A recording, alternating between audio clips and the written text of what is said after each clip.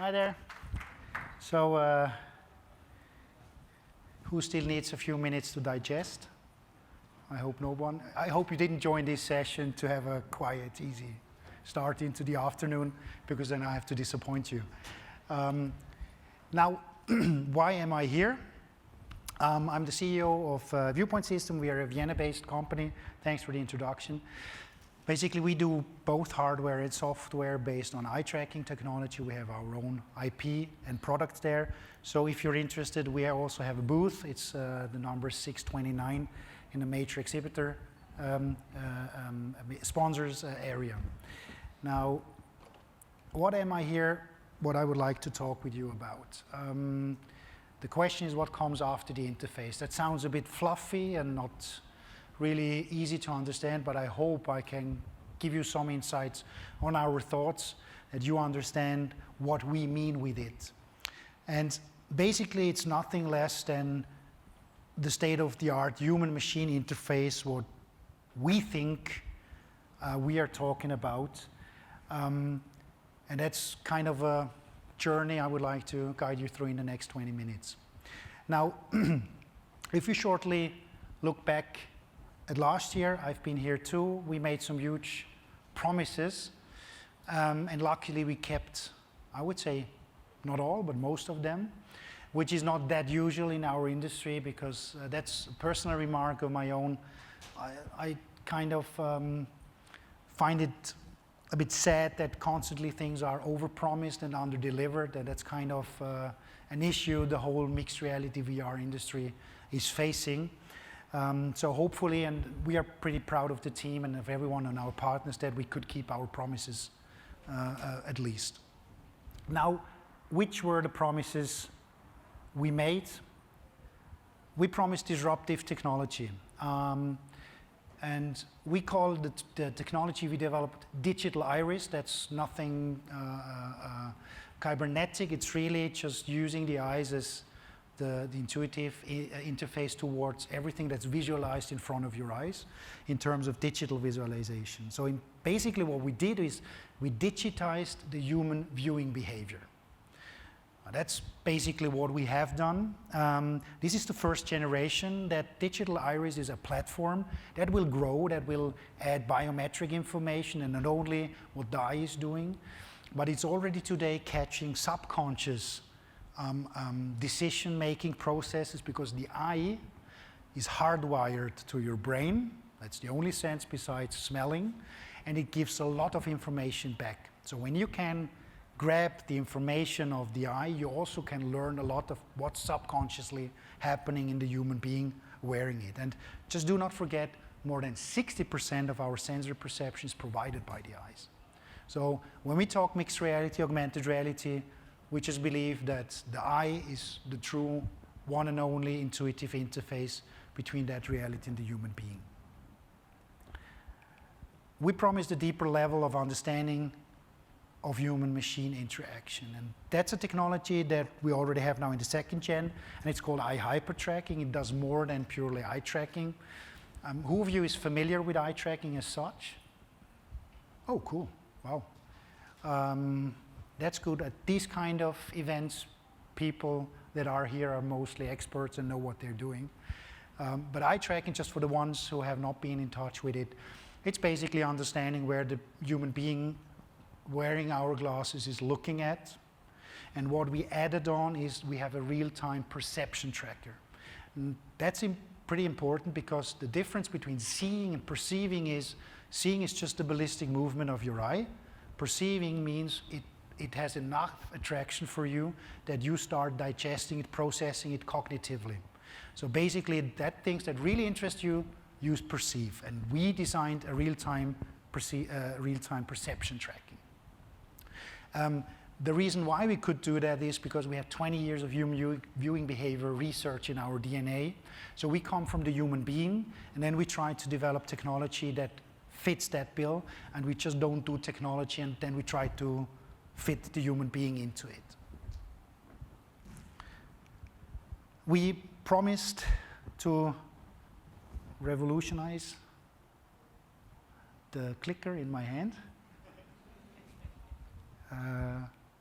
Yeah, here we go. That's now the product. So the digital iris technology plus eye hypertracking is now in a product. It's called Viewpointsystem 19, VPS 19. That's basically a pair of glasses. They have a pretty, I would say, social acceptable form factor. And they now already are capable of making a distinction between conscious eye movements and subconscious eye movements.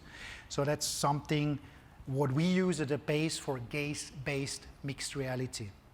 The idea is that you start now interacting only with your eyes, with the virtual and the physical world.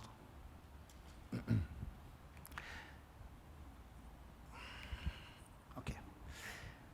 One of the promises also where we said we strive to achieve a full immersion in the digital loop, meaning you don't actively have to do something, you're just entering and leaving it without really actively making something.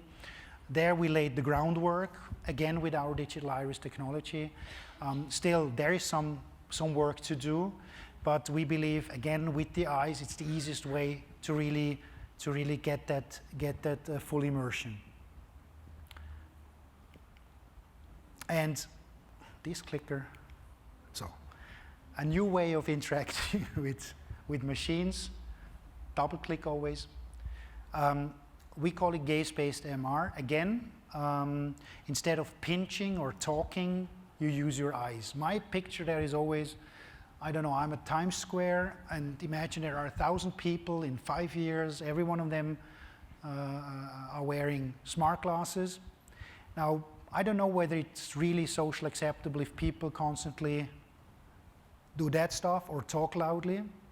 And also you wouldn't do it because you feel awkward. It's like the scenery you had 15, 20 years ago when someone had a hands-free in the car and was talking and someone next to you stopped. He was like, is he talking to himself? So that's also one of the things we shouldn't forget. It needs to be acceptable for the user. And as it is visualized information, why shouldn't we use the eyes to interact with that? And that's called gaze-based mixed reality.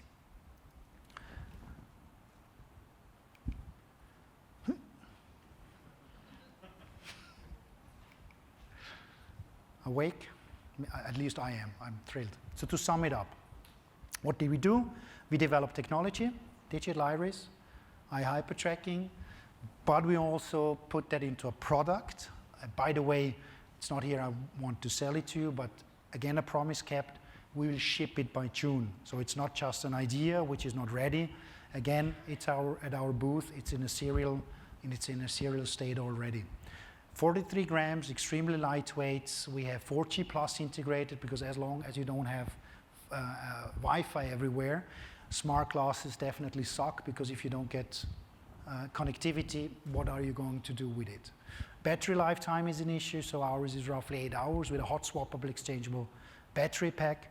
So we hopefully figured out many of the things that industry, and we are purely B2B focused, are looking for. That means robust, not sensitive to changing light conditions. That's one of our major advantages. So you just walk out to the bright Californian sun, it still will work. Easy to use, and I always call it in real life acceptance. So as long as we don't make people using it, there is no sense in coming up with products that are technically awesome, but they don't really give you an added value. So some of the stuff we did definitely were, at least for us, giant leaps forward. Potentially even some of them were game changers, but I think what the industry needs and mixed reality needs is that we now start to change the paradigm. Because, no. The next chapter in human-machine interaction now needs to go beyond interface interaction. We need to go from an imperceptible, unnoticed interface that is basically something you forget about to an interface you don't actively have to trigger. Because every time you do make a conscious decision, it's clear what's happening. It's more important to understand what's subconsciously happening and to get that interface integrated instead of constantly using interfaces you're aware of. That sounds a bit, I know that sounds a bit awkward, but I hope I can resolve it within the next few slides.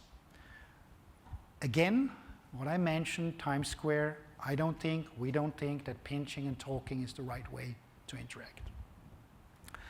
So one of the major challenges for the whole industry is if you augment your reality, if you dive into mixed reality, basically you get so many choices after choices after choices because basically you could augment everything.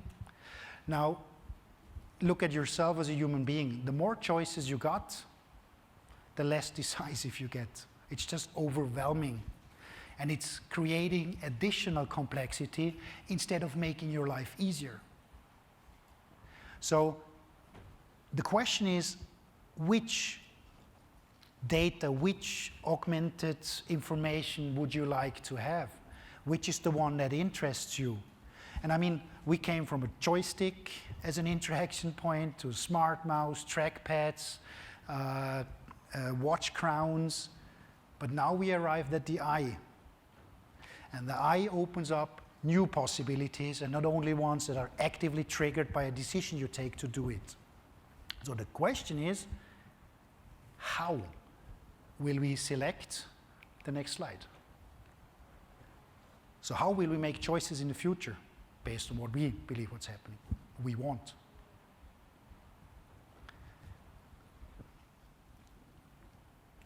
So the true nature of a choice is that it's something you have to decide from which both or all three things interest you. But a choice out of 200 possibilities is not really a choice. It's just too much.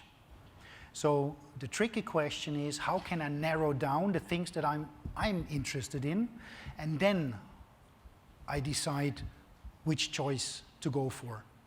But if I always have to choose between 400 options, it won't work. Whoop.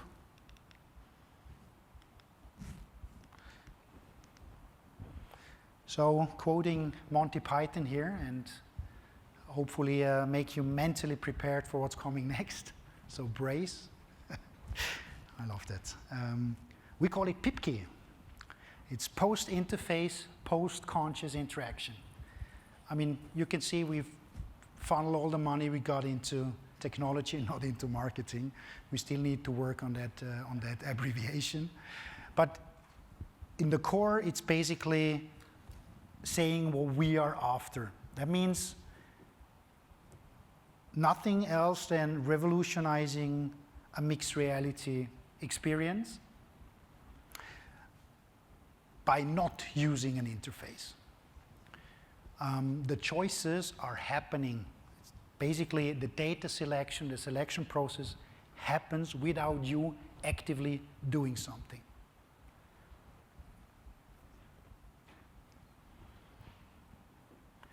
So how? Nah, I'm struggling here. The digital iris now reads your subconscious choices. Basically, as your eye gives away a lot of bodily telltales and it's hardwired with your brain, you get absolutely pure, pristine reaction, emotion. You cannot, as a human being, you cannot force your eyes to behave the way you would like them to behave.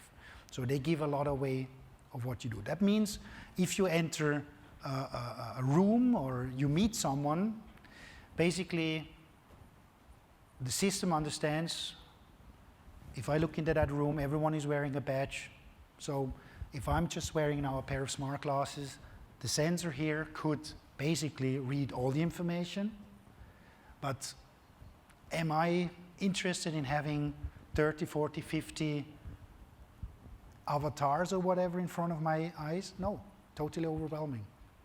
But I might, without knowing, focus on someone of you guys, so the system only will provide you the information of that particular person. Because subconsciously, you already have given it away that you're that's something, you know that guy from somewhere, and or you figured out, that's the Microsoft and I want to do something, whatever. So basically the choice, the selection has been made already. And that's all based on eye tracking or eye hyper tracking. So I mentioned it before, the technology should only offer you things you also want to choose from. If you have to make a choice between a car and a chocolate bar, that's not something you're really making a choice of. But if you make a distinction between 3 chocolate bars and you're rather the Mars guy and not the Radar guy or whatever, in the US the whole bars are called, then automatically the system provides you only that information. And that's post-conscious interaction. So this is stuff you already have decided without actively deciding it. And that's basically like your spouse or a loving partner, and you want to have a snack in front of the TV and it's cheese time. And when you get out with the cheddar, by the look you can tell that he or she just don't want to have cheddar. So he knows before you knew. So basically, you just give him the choice between a tilsit and a camembert as an example. And that's what we mean. Just give you choices from what you're interested in and not just give you the whole array of potential choices you could make. Why? Because I think that's not a reality we want to live in. I love that. It's Keiichi Matsuda. He's an artist, and he basically overlaid everything that could be overlaid in the physical world with digital information. This is something where every human being would instantly shut down, or best case, totally freak out. So again, this is not a future we are interested in, because the human being just cannot live with too many choices, and it's just a total overflow there. And what we have now come up with is, with our system, we exactly enable this kind of selection process, so we don't end up in having too many choices. And the magic is really the intuitive dialogue, and you can see here, no, it doesn't matter. The dialogue between the human being, that it's so intuitive, and it's something that comes from your inner part and not only from your conscious and cognitive driven processes. And that's already post-interface and post-conscious interaction, what we are talking here. So how is that being used? Today, you're in a warehouse, you wear the glasses, you walk through the shelves, you pick a QR code, you get the information on your see-through displays, then you interact with that information, you process it, you cancel it, you write an email, make a call. So pretty simple, and you actively could guide your focal point, your view, so you grab the right QR code. That's easy doable. That's kind of a basic thing. Now, stage 1 would be, and I already touched the topic, you're entering a room, there are 50 or 100 people, and the system tells you whom you're interested in. So basically, it makes the selection before you have to do it and just provides you the right data at the right time. So that's something where we already are, subconscious, catching that subconscious part. And the stage 3, that's something where we are not yet. That could be if you enter the room again, it also could transmit and share your current state, like whether it's in business, you want to talk to someone in a conference or not, or you're still thinking about the deal you missed or the problems at home, and basically by sharing that you allow others to approach you correctly, or then matching you. It could be entering a bar, and instead of drinking too much alcohol before opening kind of a discussion with someone you would like to get known, It's kind of already figuring out who does, based on the emotion and the reaction of the human being, might fit together. So you get rid of all that pre-selection and hitting on everyone until you get to someone you really might like. It's brutally transparent. It's kind of, honestly, creepy as well. But basically, that's the power of really opening the mirror to your soul through the eyes.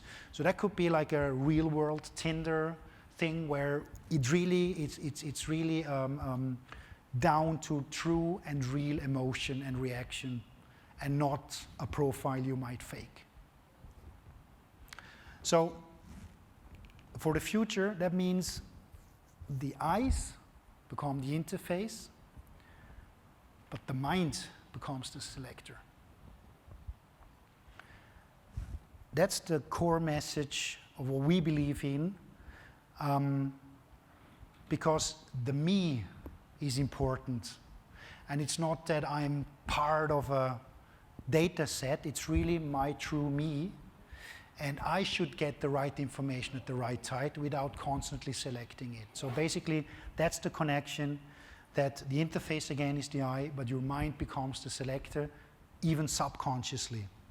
And that's why we have to go post-conscious to make MR a real success, because so far that selection issue has not been really solved.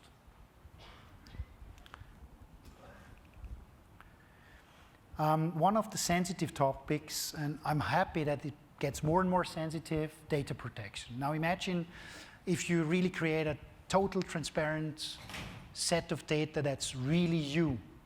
I think it should be you deciding whether you're going to give that data to third parties or not.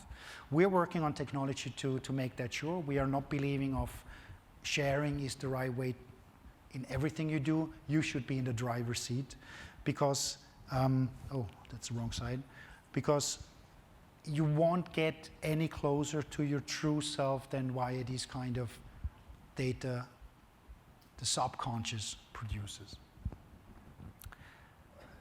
The next thing is also regarding data protection. At the end of the day, we also, and that's kind of a staggering thought, we create an input signal. Basically what we do, we now subjective individual perception is transformed into objective digital information. So I have not yet figured out what else or what other applications there could be around. But that's the beauty of it. We still think we're creating the future, but basically the future will always be ahead of us. And that's why there is always a future, and I'm glad about that. So thanks for listening. Thanks for not leaving the room. I'm now open to questions, if there are any. And if you are more interested, just booth 624 in the exhibition area.